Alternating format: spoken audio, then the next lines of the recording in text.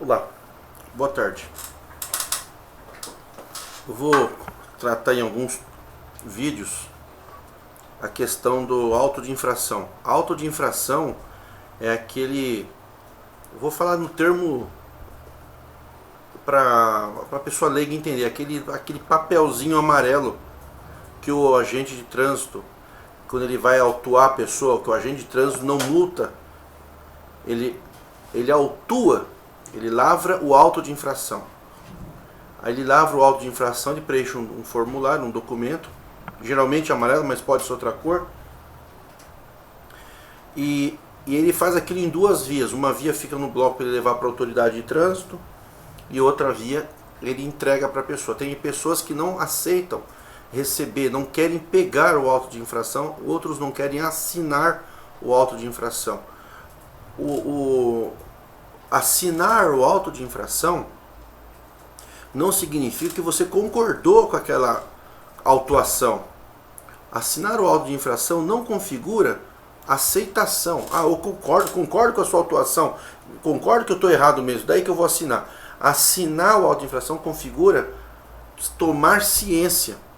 Estou ciente que estou sendo autuado. E o meu prazo para recurso, para defesa prévia. Defesa prévia ou defesa desta autuação, né, que é a mesma coisa, e já começa a correr 30 dias. Só que este prazo, até anotei alguns tópicos para não esquecer aqui, esse prazo tem que estar escrito no formulário de auto de infração. Tem muitos municípios, estados, principalmente alguns municípios no Brasil, que não tem escrito no auto de infração, ou a gente não escreve, ou já não está no próprio formulário escrito, que o prazo é 30 dias. Ele não pode ser inferior a 15, mas tecnicamente falando é 30 dias. Outras doutrinas no direito de trânsito que eu tenho aqui, que eu vou depois passar para os senhores, que são aqueles livros, alguma matéria um pouco mais abrangente, já discute o seguinte, que o fato de o seu prazo começar a correr de 30 dias após ser notificado do auto de infração, ele já começa a correr. Isso não tira a obrigação do órgão de trânsito de notificar por correio e dar novo prazo. Então, às vezes a pessoa não recorreu com auto de infração, não respeitou aquele prazo. Mas ele tem uma oportunidade de fazer isso quando receber a notificação de autuação depois por correio. Só que a notificação vem faltando um monte de informação. Às vezes a pessoa nem foi parado pelo agente de trânsito e recebe depois a notificação de autuação para defesa do auto de infração, mas ele não vê o auto de infração. Então o que a pessoa tem que fazer? Tem que pedir o auto de infração. Se você recebeu na sua casa uma notificação de autuação de um agente de trânsito que te autuou, você nem ficou sabendo, ele não te parou, ele não te abordou, ele não parou e identificou você, ele não parou o carro, autuou e você recebeu por correio o auto de infração. Mas você não recebe o auto preenchido pelo agente. Você recebe uma notificação de autuação digitalizada por algum digitador lá do órgão de trânsito. Ele pega o auto e começa a digitar. Ali já ocorrem alguns erros, geralmente ocorrem alguns erros. E essa notificação de autuação que vem digitalizada pelo órgão de trânsito, sempre vem completa com relação ao auto de infração preenchido pelo agente de trânsito. Seja polícia militar, seja agente nomeado para esta função. E aí a pessoa fica na dúvida, principalmente a auto de infração de bafômetro, lei seca. Não vem escrito os limites, quanto que foi detectado de álcool, às vezes não, se geralmente lei seca a pessoa já recebe na hora. Mas depois quando vem também, ou outras infrações, as de radar, as com foto, né, sequer vem a assinatura de um agente de trânsito, uma pessoa. É como se o radar, o equipamento eletrônico fosse um agente de trânsito. Não é. Embora isso é uma outra discussão mais aprofundada, não é um assuntozinho assim simples como o Detran dá a entender as pessoas. Não precisa estudar para fazer recurso não. Mas quando você ganha um recurso contra o Detran, sabe o que eles fazem? Tem muitos órgãos, que muitas pessoas não ficam sabendo.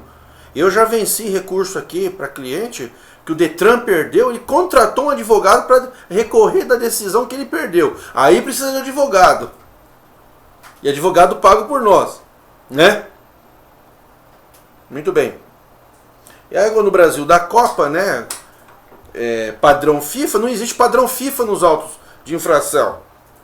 Então, quando você assume ou quando você assina o auto de infração, você não está concordando, e você já deve recorrer. Outra coisa também que o Detran, pelo menos o CETRAN de São Paulo, me deixou um pouquinho aborrecido, porque tem uma deliberação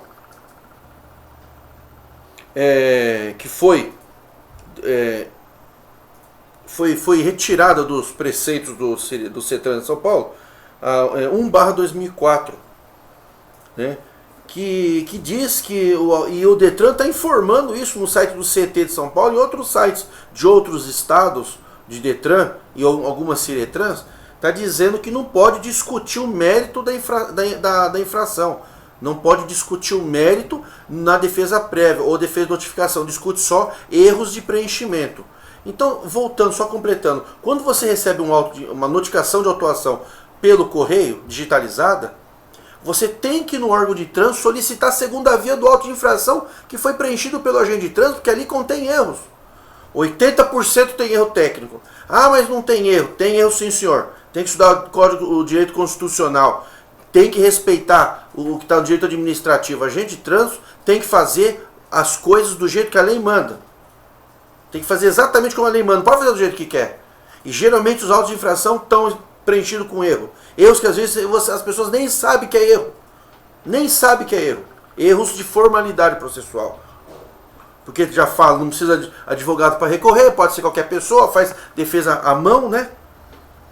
Então está dizendo aqui nessa resolução, aqui nessa deliberação do CETRAN, que não se discute mesmo, ele está se espalhando. Só que aqui não tem mais valor, viu? O CETRAN está calado aí, mas pode, inclusive no artigo 8º, está escrito, resolução do CONTRAN 404/2012, artigo 8º, interposta a defesa de autuação nos termos do parágrafo 3º do artigo 3º desta resolução, caberá às autoridades competentes apreciá-la, inclusive quanto ao mérito. E aqui está falando que não pode. Uma resolução, depois em seguida fala que não pode. O CONTRAN falou que pode, em 2002. O CETRAN de São Paulo falou que não pode. Então como é que fica?